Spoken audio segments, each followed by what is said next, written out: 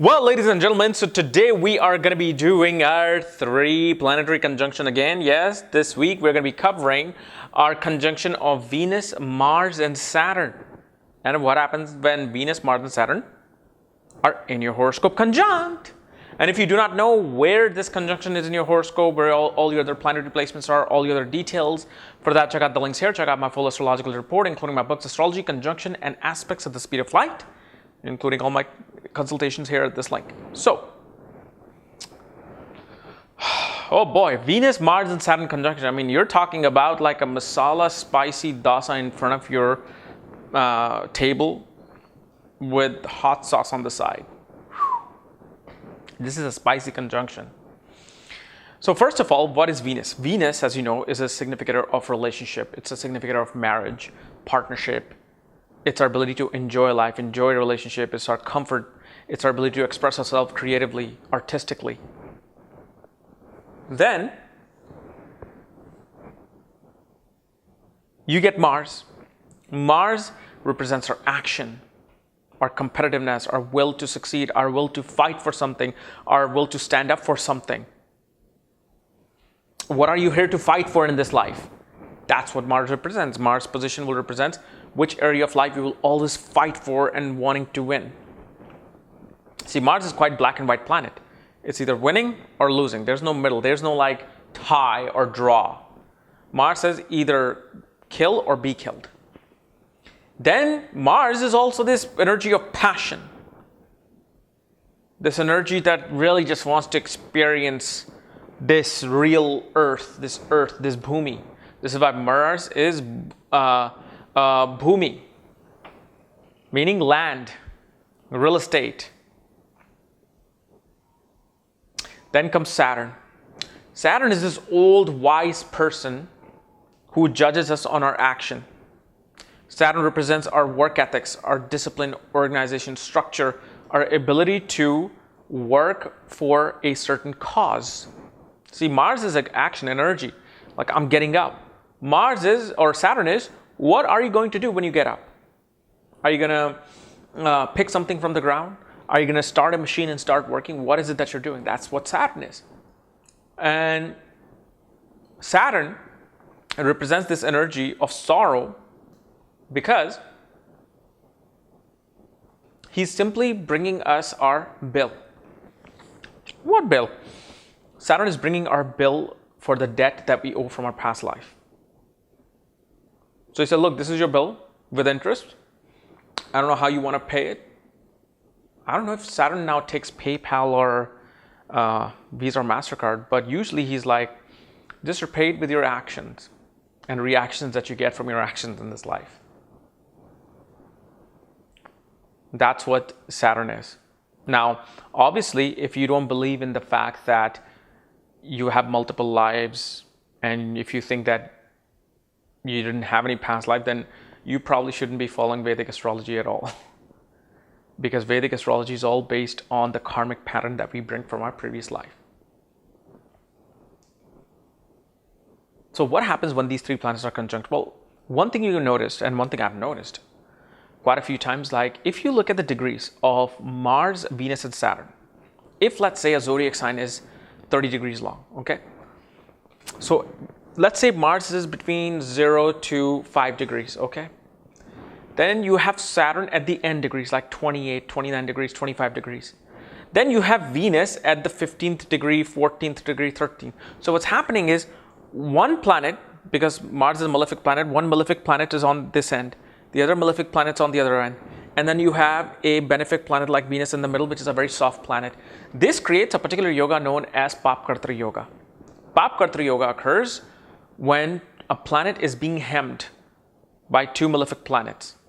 Meaning, usually this is seen through houses, meaning one planet is, let's say, on 5th house.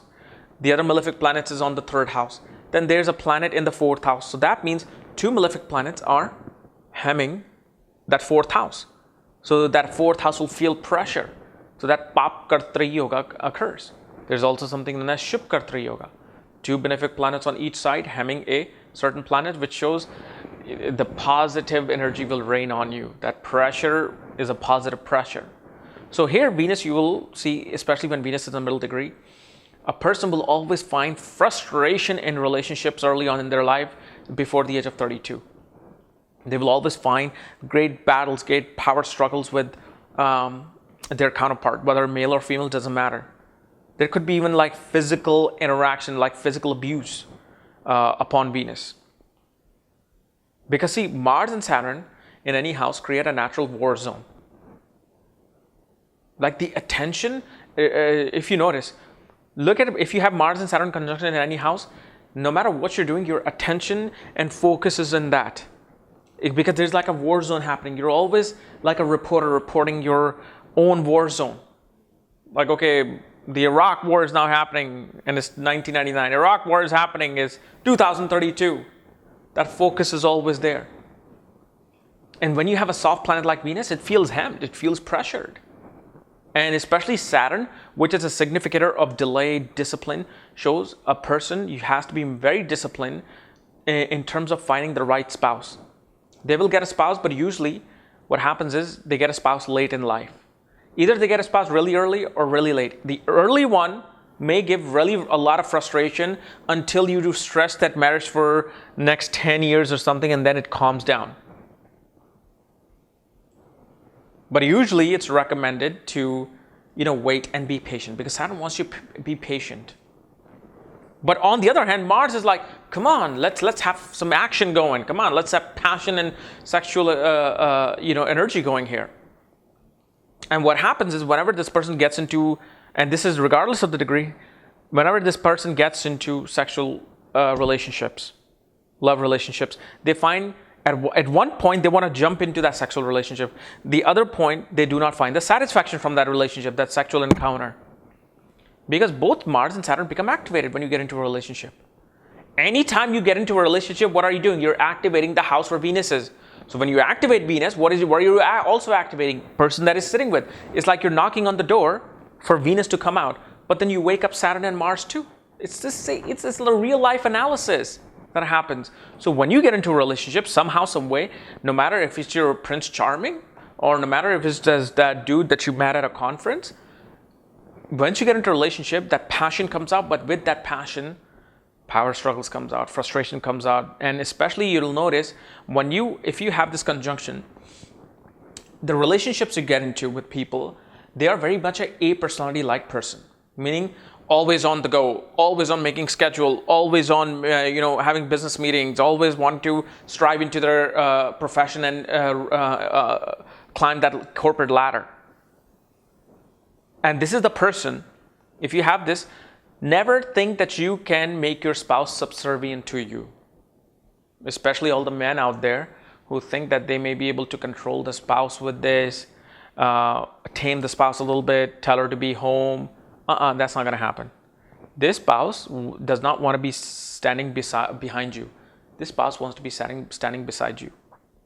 So if you want to maintain that relationship with especially this conjunction, set the spouse free. Let her or him do whatever they want.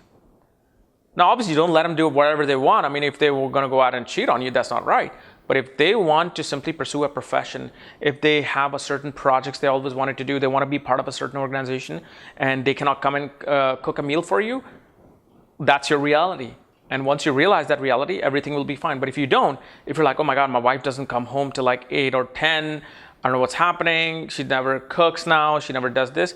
Well, it's not your wife's fault. It is your planet that is bringing you a person of that personality. So you better deal with it. And once you learn to deal with it psychologically, mentally, spiritually, you'll be like, okay, well, this is what I'm supposed to do, pay the karma for. I'm going to do it. So if my wife is at work, I'll cook for myself. Hell, cooking is fun. I love cooking. I have so much passion for cooking.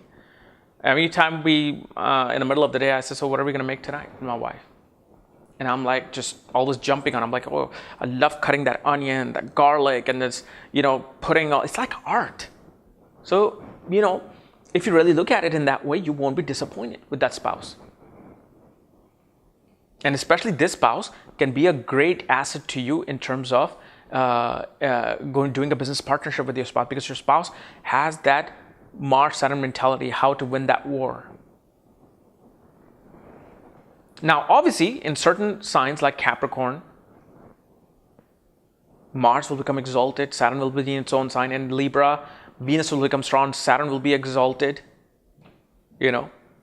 Depending upon if a certain planet is finding more power in a positive way, you will find this conjunction to work out pretty well. But especially if, I've noticed, like if this occurs in the sign of Aries, definitely the person needs to get married late. They need to wait. If you are in love with your partner deeply, have a domestic partnership, and just get married once you turn into your early 30s and whatnot.